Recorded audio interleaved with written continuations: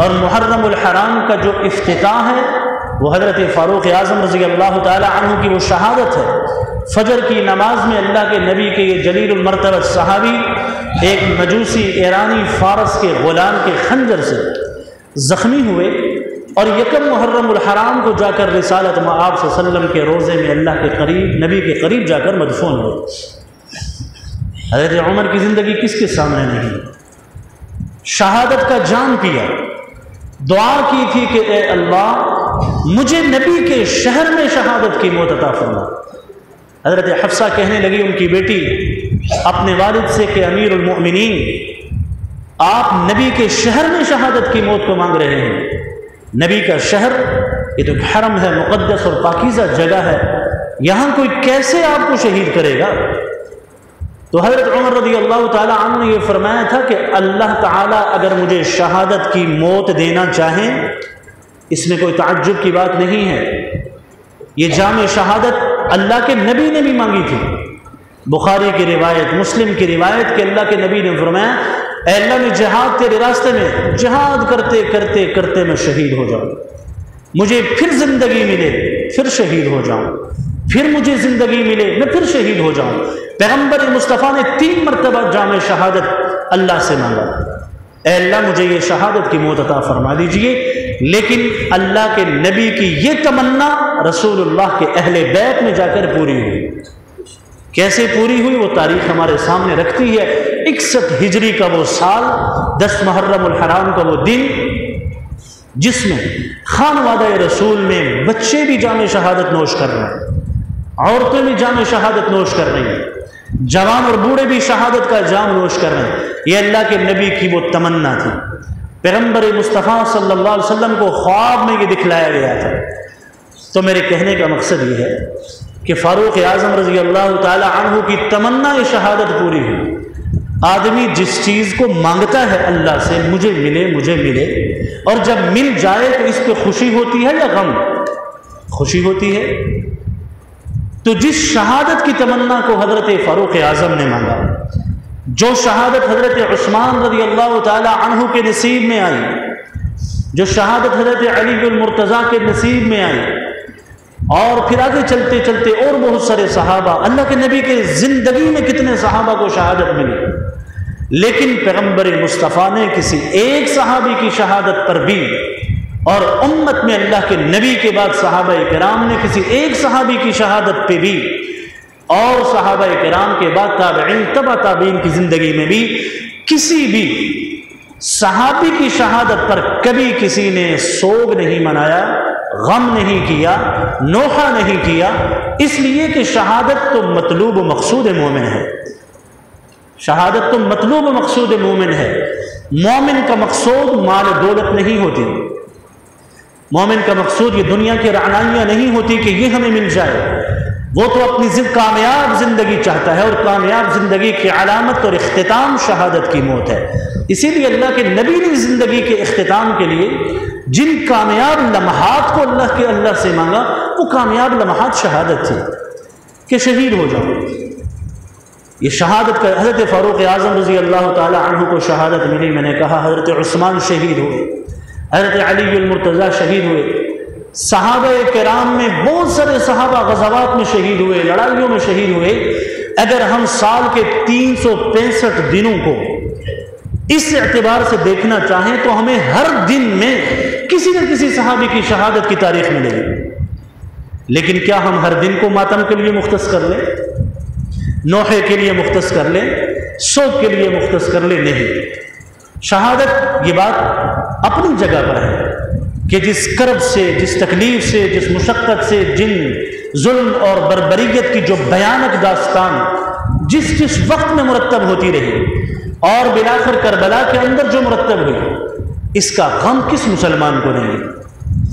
کون سا ایسا مسلمان کہ کربلا کے اس واقعے پر جنات بھی روئے ہیں تو کوئی صاحب ایمان کہ اس کی آنکھوں میں آنسو نہ آئے، وہ اس غم کو یاد نہ کرے؟ یہ کیسے ہو سکتا ہے کہ جہاں بل بلاتے بچے بھی پانی کی پیاس اور تڑپ میں ان کے ماتھے پر، ان کے حلق اور ان کے سینوں پر تیر چلائے گئے؟ یہ مناظر کسی کو برداشت نہیں ہے۔ لیکن ہم نے تو اللہ کے نبی کا جو دین ہے اس دین کو دیکھنا ہے۔ پیغمبر مصطفیٰ نے ہمیں غم کے موقع پر کیا تعلیم ارشاد فرمائی؟ محبوب سے محبوب رشتہ دنیا سے چلا جاتا ہے تو کیا ہمارا دین ہمیں نوحے کی تعزیے کی اجازت دیتا ہے؟ ہاں، 3 دن تک سوگ اور تعزیت آپ کر سکتے ہیں، اس سے زائد نہیں ہے، کیونکہ دین کی تعلیم ہے یہی۔ اللہ جل جلالہ نے زندگی ہمیں امانت دی ہے۔ ہمیں غم کیوں ہوتا ہے؟ ہم یہ سمجھتے ہیں کہ یہ ہماری ہی ہے، ہم یہ سمجھتے ہیں ہماری ہی ہے۔ بیٹے اگر اولاد کی شکل میں اللہ نے نعمت دی، ہم یہ سمجھتے ہیں کہ بس کہ ہمارے ساری زندگی کے لیے ہمارے ہی ہے، یعنی جدائی کا تصور تو ہم سمجھتے ہیں۔ بھائی تھوڑا سا اگر ہم اپنے تصور میں اس تبدیلی کو لے کر آئیں، اللہ نے یہ بیٹا، یہ زندگی، یہ جو نعمت دی ہے، یہ ایک مخصوص وقت کے لیے دی ہے۔ یہ 30 سال کے لیے دی ہے، یہ 20 سال کے لیے دی ہے، یہ 5 سال کے لیے دی ہے، یہ 40 سال کے لیے دی ہے۔ پھر اگر بیٹا یا کوئی نعمت 5 سال کے بعد چھن جائے، 20 کے بعد چھن جائے، 30 کے بعد چھن جائے، پھر افسوس نہیں، اس لیے کہ نعمت کا مالک وہی پروردگار ہے، دی اسی نے ہے۔ اس نے اتنے وقت کے لیے دی تھی، صرف وقت ہمیں نہیں بتایا کہ تمہیں کتنے وقت کے لیے دے رہا ہوں، پھر اپنے وقت پہ اللہ اس چیز کو، اس نعمت کو لے لیتے ہیں۔ تو ہمارا تو وجود ہی اللہ کا ہے، ہم پر ہونے والا ظلم ہو، بربریت ہو، اللہ کی طرف سے عطا ہے۔ اس وجود پہ ہونے والی تکلیف ہے، مشقت ہے، موت ہے، یہ اللہ کی طرف سے آنے والی چیزیں ہیں۔ امتحان کی شکل میں بھی آتی ہیں، عذاب کی شکل میں بھی آتی ہیں، ایمان والوں پر امتحان بن کر آتی ہیں۔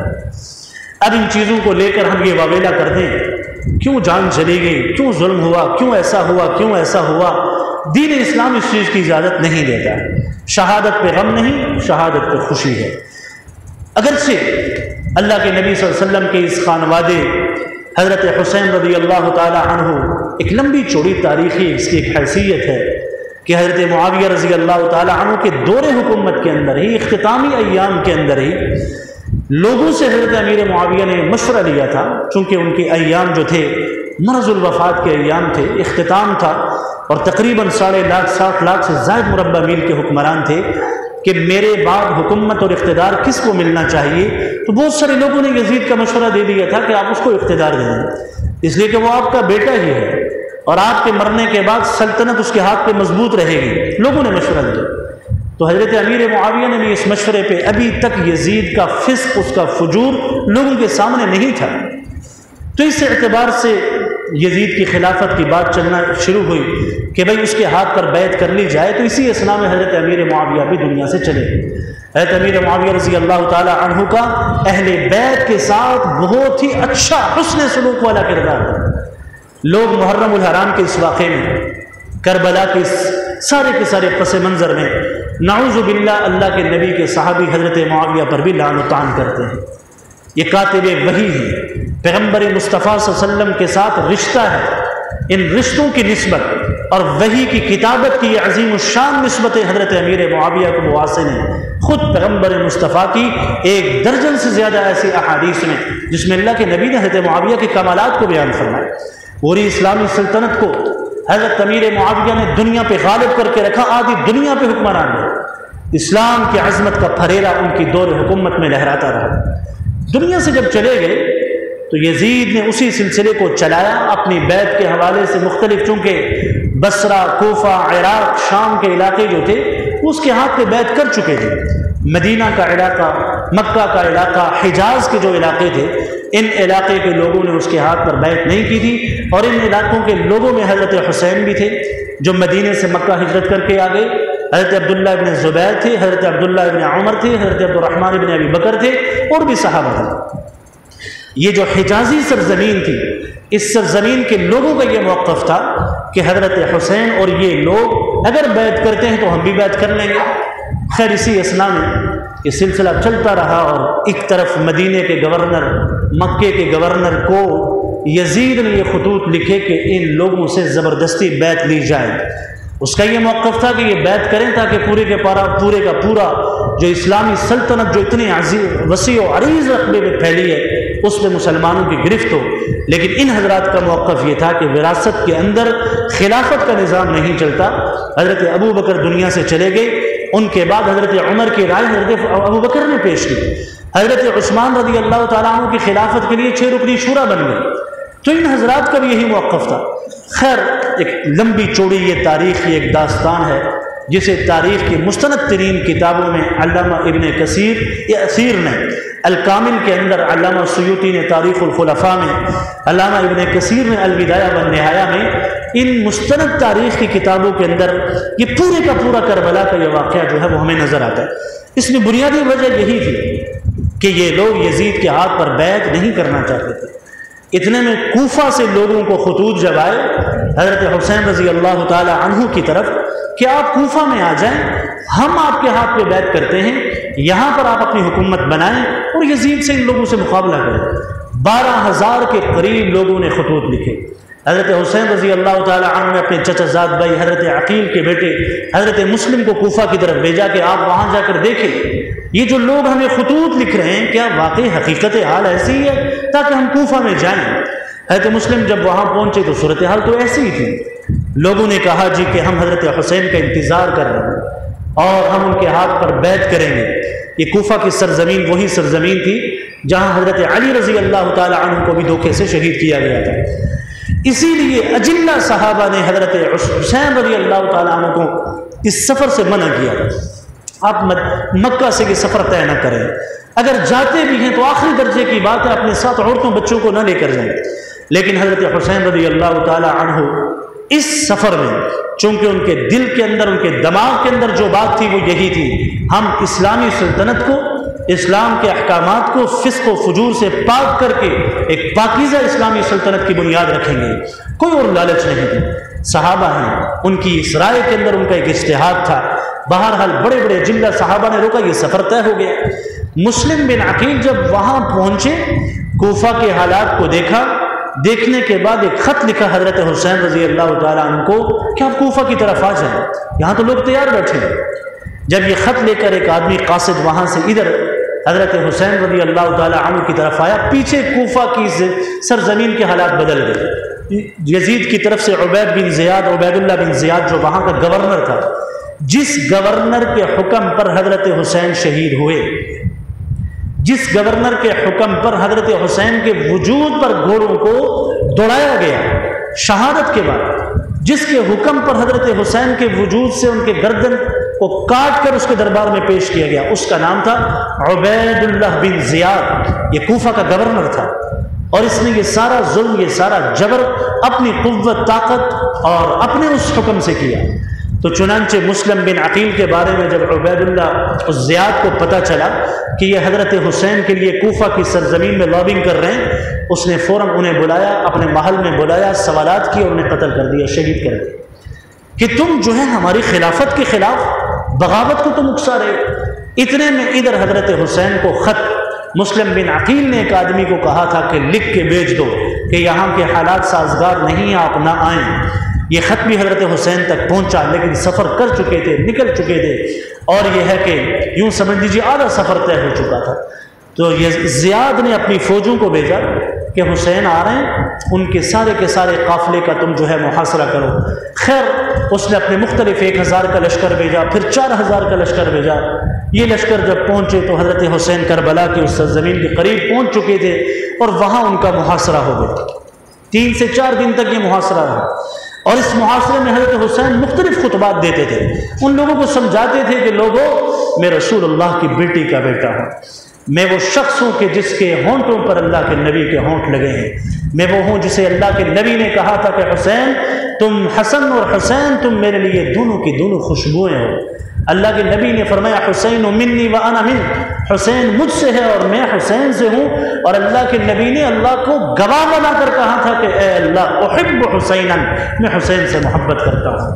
اتنے شاندار جو ہے اللہ کے نبی کے اس نواسے کے فضائل و کمالات ہیں کہ پیغمبر مصطفیٰ نماز کی حالت میں ہیں، اللہ کے نبی کے صحابہ نے دیکھا کہ رسول اللہ کا سجدہ لمبا ہو گیا، اٹھ کے دیکھا کہ یہ سجدہ کیوں لمبا ہو گیا۔ حضرت شداد کہتے ہیں میں نے کونے میں تھا، وہاں سے میں نے سر کو اٹھایا کہ یہ دیکھ لوں کہ اتنا لمبا سجدہ کیوں ہو گیا، تو میں نے دیکھا کہ اللہ کے نبی کی پشت پر حضرت حسین بیٹھے ہیں اور پیغمبر مصطفیٰ نے ان کی وجہ سے اپنے آپ کو سجدے سے نہیں اٹھایا۔ اتنی محبت تھی، اور اس محبت کے اور بوجھ بے شمار واقعات ہیں۔ حضرت حسین کا حسن، حضرت حسین کی ذہانت، ان کی جرت، ان کی بہادری، بے شمار ان کے کمالات ہیں۔ تو حضرت حسین نے ان کے سامنے یہ ساری چیزیں رکھی۔ آج اگر تم مجھے شہید کر دیتے ہو تو مجھے یہ بتاؤ روز محشر تم کیسے اللہ کے نبی کا سامنا کرو گے؟ یہ سارے کے سارے خطبات جب حضرت حسین دے رہے اپنے خیموں سے باہر نکل کر دریائے فرات کے کنارے پہ ہیں، وہاں سے پانی پیتے ہیں، پھر ایک وقت آتا ہے کہ یزید کے زیاد کے ان لشکروں نے ان کے پانی کو بھی بند کر دیا۔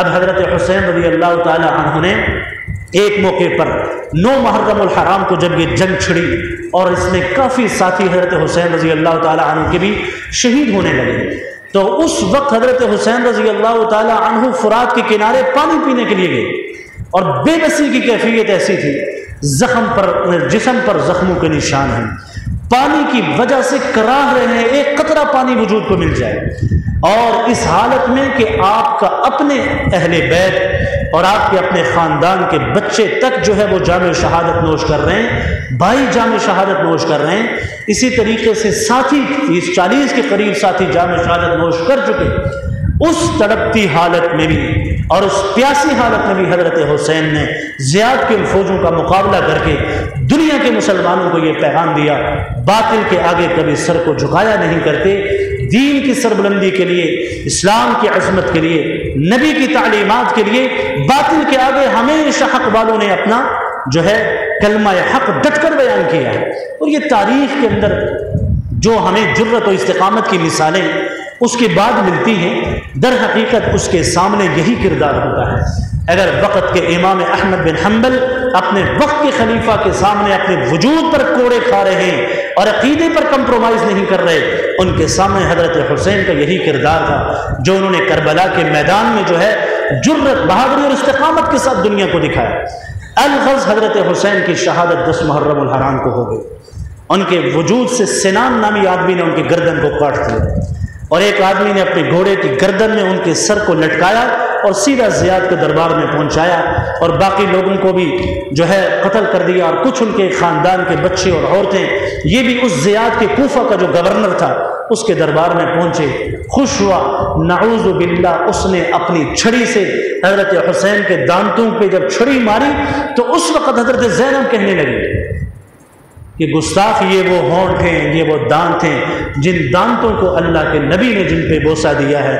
آج ظلم اور بربریت کی اتنی داستان، تمہیں اللہ نے ایمان نہیں دیا، یہ حال تو کافر بھی کسی دشمن کے ساتھ نہیں کرتا جو تم کر رہے ہو۔ تو غرض کہنے کا مطلب یہ ہے 10 محرم الحرام حضرت حسین رضی اللہ تعالی عنہ نے اپنے خالق کے سامنے جام شہادت کو نوش کیا۔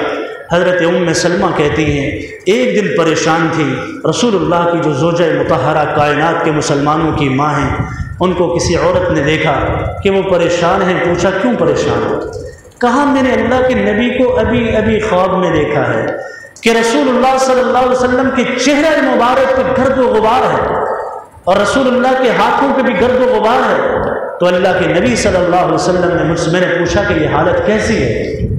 تو پیغمبر مصطفیٰ فرمانے لگے خواب میں کہ اے سلمہ میں ابھی کربلا کے میدان سے ہو کے آیا ہوں، جس میدان میں میرے نواسے پر جو ہے ظلم و بربریت کے پہاڑ توڑے گئے۔ یہ اللہ کے نبی صلی اللہ علیہ وسلم کی میں نے کہا وہ تمنا تھی۔ جن لوگوں نے حضرت حسین رضی اللہ تعالی عنہ پر ظلم کیا، بربریت کی، قتل و غارت گری کی، تاریخ نے ان میں سے ایک ایک کو پہ اللہ کا ایسا عذاب نازل ہوا، کسی کو اللہ نے آگ میں جلا دیا۔ شمر یہ زیاد کا وہ مشیر تھا جس کے کہنے پر حضرت حسین رضی اللہ تعالیٰ عنہ کو مہلت نہیں ملی، اور بالآخر اسی شمر نے تیر چلائے اور حضرت حسین کی شہادت ہوئی۔ اس شمر کے بارے میں آتا ہے کہ اس کی لاش کو بالآخر کتوں نے نوچا۔ اللہ جل جلالہ نے انتقام ان لوگوں سے بھی لیا۔ یزید نے حضرت حسین کو شہید کر دیا، 2 سال یا 3 سال سے زیادہ اس کی حکومت بھی نہیں ہوئی۔ تو کہنے کا مقصد یہ ہے محرم الحرام کا مہینہ ہمیں ان عظیم ہستیوں کا کردار ہمارے سامنے لاتا ہے۔ یہ رونا پیٹنا یہ کردار نہیں تھا حضرت حسین کا، حضرت حسین کا یہی کردار تھا اسلامی سلطنت ہو، اللہ کے دین کا حکم زندہ ہو جائے، پیغمبر مصطفیٰ کی سیرت اور سنت کی بحالی ہو، یہ حضرت حسین کا کردار تھا۔ آج ہم محرم الحرام آتا ہے، بدعات شروع ہو جاتی ہیں، رسومات شروع ہو جاتی ہیں، اور ان بدعات اور رسومات کو دیکھ کر مسلمان تو صحیح مسلمان ہے وہ بھی سادہ بن جاتے ہیں۔ دین کی اصل شکل کو سمجھنے کی ضرورت ہے، جو اللہ کے نبی صلی اللہ علیہ وسلم سے لے کر صحابہ کرام نے امت کو جو منتقل کی، یہ دین کی اصل شکل ہے۔ محرم الحرام کوئی نحوست کا مہینہ نہیں، جی شادی بھی نہیں کرنی اس مہینے میں، کوئی نحوست کا مہینہ نہیں، یہ فضیلت والا مہینہ ہے۔ اگر آپ تاریخ کو اٹھائیں، حضرت آدم اس مہینے میں پیدا ہوئے، جنت میں اس مہینے میں داخل کیے گئے، ان کی توبہ اس مہینے میں قبول ہوئی، حضرت یونس کو مچھلی سے اللہ نے نکالا، اس مہینے میں نکالا، حضرت ابراہیم علیہ السلام اور حضرت جو یعقوب تھے ان کی ملاقات حضرت یوسف سے اس مہینے میں ہوئی۔ بہت سے ایسے واقعات ہیں، بے پناہ تاریخی واقعات ہیں، زمین و آسمان کی تخلیق، جنت و دوزخ کو پیدا کرنا، عرش و کرسی، یہ سارے اس محرم الحرام۔ اس لیے اللہ کے نبی اسلام میں رمضان کے روزوں کی فرضیت سے پہلے بھی 10 محرم کو روزہ رکھا کرتے تھے۔ صحابہ نے پوچھا یہ تو یہودی بھی رکھتے ہیں، تو پیغمبر مصطفیٰ نے فرمایا اگلے سال ہم 10 کے ساتھ 9 کو ملا لیں گے، یا 10ویں روزے کے ساتھ 11ویں کو ملا کر روزے رکھیں گے، تاکہ یہودیوں سے ہماری مشابہت نہ ہو۔ غور کیجیے، اللہ کے نبی نے عبادتوں کے اندر بھی غیر کی ذرہ برابر بھی تشبیہ کو قبول نہیں کیا، کہ اگر یہودی 10 محرم کو روزہ رکھ سکتے ہیں تو مسلمان 9 اور 10 کو رکھیں، یا 10 اور 11 کو رکھیں۔ بہرحال جو فضیلت اس محرم الحرام کے مہینے کی ہے، وہ اس پورے مہینے کے اندر کوئی بھی روزہ آپ رکھیں تو اللہ کے نبی کی ایک حدیث کا مضمون یہ ہے، رمضان کے بعد یہ روزے سب سے زیادہ فضیلت والے روزے ہیں۔ تو یہ فضیلت اس پورے محرم کے مہینے کے کسی ایک روزے کو بھی حاصل ہے، اور اگر کوئی 10 اور 11 یا 9 اور 10 کو رکھتا ہے فضیلت اور حاصل ہو جاتی ہے۔ روایات میں یہ بھی آتا ہے کہ 10 محرم الحرام کو اپنے اہل و عیال پر وسعت اختیار کریں، یتیم غریب، یتیم اور مسکین کے ہاتھ پہ سر رکھنے والا، اس کے سر پہ جو آدمی شفقت اور محبت سے ہاتھ رکھتا ہے، اس کے سر کے نیچے آنے والے تمام بالوں کے بقدر اللہ اسے اجر و ثواب عطا فرماتے ہیں۔ اللہ جل جلالہ اس مبارک مہینے کی عظمتیں سمجھنے کی توفیق عطا فرمائے، اور جو عظیم الشان کردار اس مہینے میں اللہ کے حضور قربان ہوئے، شہادتیں پیش ہوئی، اللہ ہمیں ان کے نقوش پہ چلنے کی توفیق عطا فرمائے۔